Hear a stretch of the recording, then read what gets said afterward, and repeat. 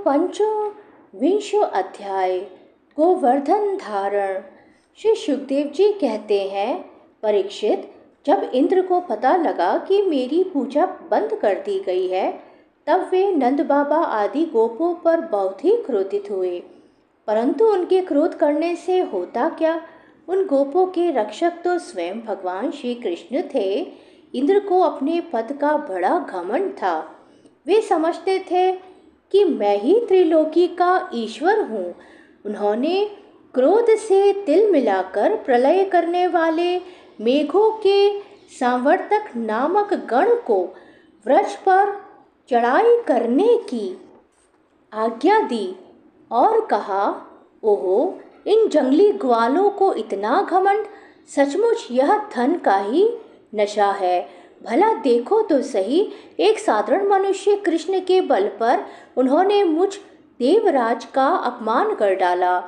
जैसे पृथ्वी पर बहुत से मंदबुद्धि पुरुष भव सागर से पार जाने के सच्चे साधन ब्रह्म विद्या को तो छोड़ देते हैं और नाम मात्र की टूटी हुई नाव से कर्ममय यज्ञों से इस घोर संसार सागर को पार करना चाहते हैं।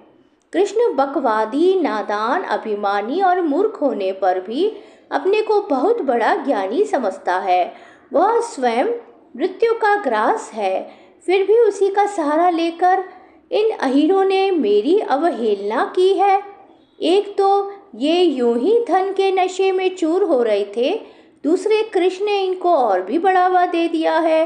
अब तुम लोग जाकर इनके इस धन के घमंड और हेकड़ी को धूल में मिला दो तथा उनके पशुओं का संहार कर डालो। मैं भी तुम्हारे पीछे पीछे ऐरावत हाथी पर चढ़कर नंद के वृक्ष का नाश करने के लिए महापराक्रमी मरुदगणों के साथ आता हूँ। श्री सुखदेव जी कहते हैं, परीक्षित, इंद्र ने इस प्रकार प्रलय के मेघों को आज्ञा दी और उनके बंधन खोल दिए। अब वे बड़े वेग से नंद बाबा के वृक्ष पर चढ़ाए और मूसलधार पानी बरसाकर सारे वृक्ष को पीड़ित करने लगे। चारों ओर बिजलियां चमकने लगी, बादल आपस में टकराकर कड़कने लगे और प्रचंड आंधी की प्रेरणा से वे बड़े बड़े ओले बरसाने लगे।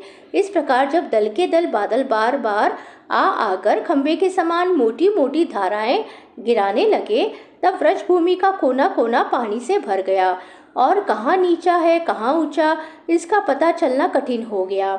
इस प्रकार मूसलधार वर्षा तथा झंझावत के झपाटे से जब एक एक पशु चिटुरने और कांपने लगा, ग्वाल और ग्वालिनी भी ठंड के मारे अत्यंत व्याकुल हो गई, तो वे सबके सब भगवान श्री कृष्ण की शरण में आए।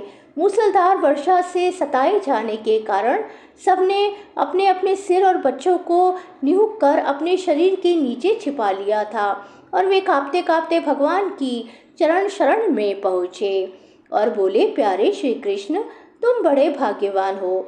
अब तो कृष्ण केवल तुम्हारे ही भाग्य से हमारी रक्षा होगी।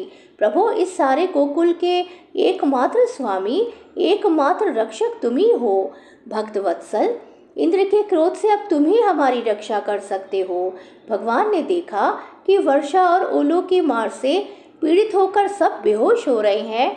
वे समझ गए कि ये सारी करतूत इंद्र की है, उन्होंने ही क्रोधवश ऐसा किया है। वे मन ही मन कहने लगे, हमने इंद्र का यज्ञ भंग कर दिया है। इसी से वे वृक्ष का नाश करने के लिए बिना ऋतु के ही यह प्रचंड वायु और ओलों के साथ घनघोर वर्षा कर रहे हैं। अच्छा, मैं अपनी योग माया से इसका भली भांति जवाब दूंगा। ये मूर्खतावश अपने को लोकपाल मानते हैं। इनके ऐश्वर्य और धन का घमंड तथा अज्ञान में चूर चूर कर दूंगा।